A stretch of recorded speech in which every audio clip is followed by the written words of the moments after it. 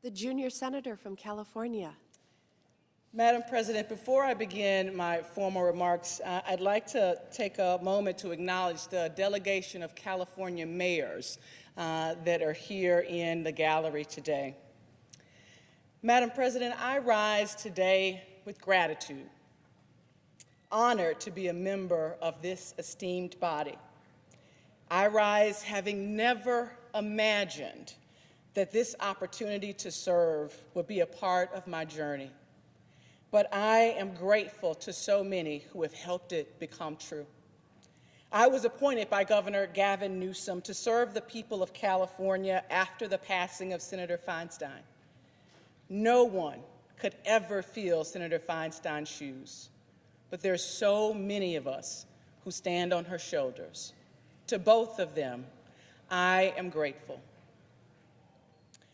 I also know that my presence in these hallowed halls is only made possible by Senator Carol Moseley Braun and now Vice President Kamala Harris, both of whom were historic members of this great chamber, and to stand on their shoulders as the only Black woman in this chamber today, I am eternally grateful.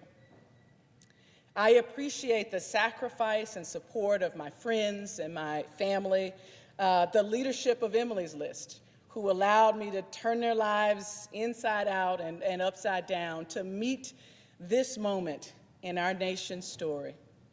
To my partner, Naniki Lee, and my daughter, Nyla Grace, who are in the gallery, I am especially grateful. Madam President, I know that I am the newest senator to join this chamber. And while I may be new to this title and to this institution, I am not new to the struggle and the work of justice. You see, I'm the proud daughter of the South, born in Magnolia, Mississippi, the youngest of 3 children. I'm the granddaughter to Carrie, a sharecropper from Louisiana, crippled at a young age by polio. The granddaughter to Letty Ruth, a maid who had to take her children to the homes of the white families for whom she cleaned and children she cared for, even as she worked to get her certificate as a nursing assistant. My grandparents were patriots who had to be urgent about the promise of America for their 11 children. The promise that if they worked hard and played by the rules, that their children would never have to see sharecropping as their destiny. My mother, Sarah, was number 6. She had 5 in front and 5 behind. She was born in 1953, 1 year before the Brown versus Board of Education decision. Yet, Madam President, it would be 13 years before she and her classmates saw an integrated school or had any semblance of equal. As an adult, my mom made ends meet by working sometimes 3 jobs in the same day, working as a classroom assistant for mostly special needs children. She worked as a certified nursing assistant just as her mom before her. She was a security officer, a cashier at a gas station, but her full-time job was unpaid. For more than a decade, she was the primary caregiver for my father, Delis, who died after suffering 6 heart attacks, angioplasty, receiving a heart transplant from an 18-year-old who died in a motorcycle accident. My father passed when I was 15 years old. Colleagues, my mother, too, needed to be urgent about the future of her 3 children. She knew she had to be and do everything and anything she could to ensure that we had the opportunities to break beyond the barriers of poverty and to chase our dreams. I went on to be educated at the Jackson State University in Jackson, Mississippi. I had professors who were lawyers and scholars and organizers in the civil rights movement who were urgent about the young minds and lives that they were there to educate. Leaders like Dr. Mary Coleman, who chaired our political science department and at the same time was a part of the litigation team that sued the state of Mississippi for equal funding for its historically black colleges. Professors like Dr. Leslie Burrell McLemore, who taught in our lecture halls, but also served as a model of leadership, becoming the president of our beloved university, the mayor of Jackson, Mississippi, and today, at 83 years old, one of the first black elected officials in his hometown of Walls, Mississippi. They and others taught me the urgency of opportunity inherent in the promise of America, but they also were clear that the arc of our moral universe bends towards justice only when people keep our heart and our hands pushing it in that direction. My time with workers, their families, and other leaders at SEIU was also formative because we built coalitions to win health care benefits for health care workers who had never been able to see a doctor. We built a coalition to win to raise the minimum wage in California to $15 an hour when the average Californian was spending 40% of their disposable income on housing and on food. Together, we fought for environmental justice and to restore redemption and rehabilitation to our criminal justice system. We knew that we urgently needed to work to build the California that our children deserved.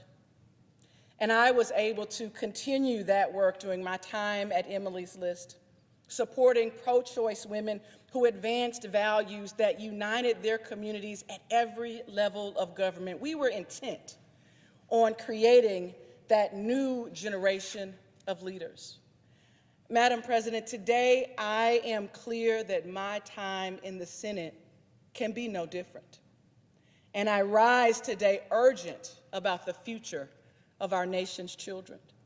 I rise carrying the urgent hopes of my grandfather and my grandmother, the deferred dreams of my mother. I rise bearing witness to the urgent sense of action of my professors who were determined to show that next generation of leaders that change is possible only when we choose to do it together. There are those who believe that the greatest test of our democracy is coming this November. I would submit that it's already happening. It's happening in our high schools and on our college campuses around the country. That's where my sense of urgency really comes from today. My impatience emerges from listening to my own child, who at my staff holiday celebration just last year shared the story of her elementary school lockdown as if it were commonplace. My sense of urgency comes from the facts amplified by the American Psychological Association that 13% of high school girls had attempted suicide, while 30% had considered it. Those numbers rose to 20% for LGBTQ plus students, and amongst Black girls, the suicide rate rose 36.5%. My impatience was formed on June 24th, 2022, when millions of women and girls across the country, just like my little girl, came home less free than their mothers and grandmothers the morning of the final Dobbs decision. My urgency was affirmed this past weekend while I was home in California celebrating the legacy of Reverend Dr. Martin Luther King Jr. I had the opportunity to visit with some of our state's best, brightest, and youngest minds. One of them is Jesus Francisco Estrada Jr. He goes by Paco. Paco is going to turn 22 years old a week from today. He's a first-generation college student at Loyola Marymount University, and he's from South Central Los Angeles. He wanted me to make sure that I said between Green Meadows and Watts. His father is a member of UFCW Local 770, and he was the primary income earner in their house when he was working full-time for over 20 years at a meat processing and meat cutting facility. Paco's mother was often too sick to work as she suffered from a complex diabetes condition, as well as having had a scare with cancer. Paco shared with me that his entire childhood, he had grown up watching and knowing that his family was not going to be able to secure housing month to month. He knew this because he knew that his father was barely making ends meet and that sometimes they couldn't afford the rent. He saw the stress that this added to his father's already grueling responsibilities. And then 2 years ago, his younger sister had a psychotic episode that was later diagnosed as schizophrenia. And as her condition progressed, she became violent in her behavior and once had to have the police come and take her away. As he had to be the translator for his Spanish-speaking parents about what was happening in his home that day, he said that he learned then, watching his sister be taken away, that police aren't equipped to deal with people with mental health disorders. Now, the challenges and headwinds of Paco's life are enough to set anyone back. Instead, he has chosen to live and to lead forward. And so my commitment to Paco, my urgency about the future of our children, my service to the people of California has to start with democracy and freedom. Protecting and advancing its very ideals, determined to preserve it for those who must carry it forward. And I look forward to working with my colleagues to pass the Freedom to Vote Act and the John Lewis Voting Rights Advancement Act. Freedoms once thought to be protected by our Constitution for decades, like reproductive health care, abortion access, and equal opportunity, are being stripped away right in front of us. I am eager to get to work with my colleagues to pass legislation to restore these protections and do today what cannot be left as the unfinished business of generations to come. My commitment to Generation Now includes a focus on their mental health and well-being. I am impatient to work with my colleague, Senator Padilla, and others to improve access to mental health, and eager to work with Senator Brown and Senator Scott to advance the FEND Act to stop the spread of fentanyl in our communities and the killing of our children. According to recent data gathered by the AFL-CIO, 88% of workers under 30 want to be in a union. I am urgently ready to stand with those workers and with my colleagues who are committed to taking on the corporations who would stand in their way. We must pass legislation like the PRO Act and the Home and Community-Based Services Act to create the workforce necessary to provide the care in our communities. Advancing economic opportunities for Generation Now who will lead and work in the economy of the future. We must do all that we can to ensure the tools necessary to believe in the American dream again. In closing, Madam President, while I'm urgent, I am also filled with abiding hope. Generation Now may be cynical, but they are not sitting it out. Even as they have had to question whether government could truly work for them, even as they have seen dysfunctional and bitter politics, their advocacy on behalf of themselves and their future deserves its own recognition. The world watched as students from Marjorie Stoneman Douglas High School in Parkland, Florida, organized the March for Our Lives rally, bringing together almost 2 million people across the world to demand that Congress act on gun safety legislation. That rally became one of the largest student-led organizations since the Vietnam War.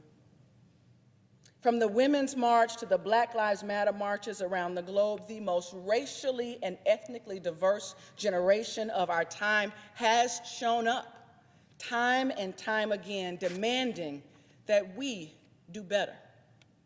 Whether it's the movements for gun reform, environmental protection, racial justice, or your local barista's fight to join a union. Young people are demonstrating their willingness to be the force, the energy, and the face of change. While this is true across the nation, it is especially true in my home state of California, the state home to the largest number of Gen Zers in our country. One of them is Kamari Brown, a 20-year-old student now at Spelman College, who discovered a passion for education equity. At just 17 years old, she was the first Black female ever to be selected to the student seat on the Los Angeles County School Board, the second largest school district in our nation.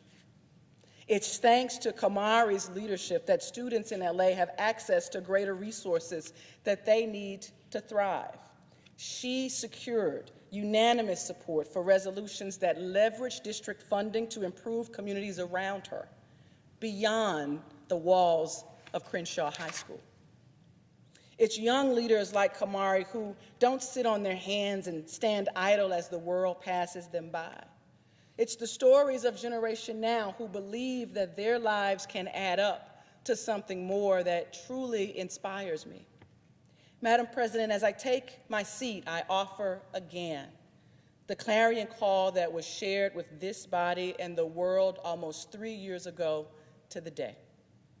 On January 20th, 2021, Amanda Gorman, the youngest person ever to serve as the inaugural poet, said this: "We are far from polished, far from pristine, but that doesn't mean that we are striving to forge a union that is perfect. We are striving to form a union with purpose, to compose a country committed to all cultures, colors, characters, and conditions of man. And we lift our eyes we lift our gazes not to what stands between us, but to what stands before us. We close the divide because we know to put our futures first, we must first put our differences aside. If our children are our future, let us be urgent about the promise of America. It must be that we put our future first because their lives are depending on us today. Madam President, I yield the floor.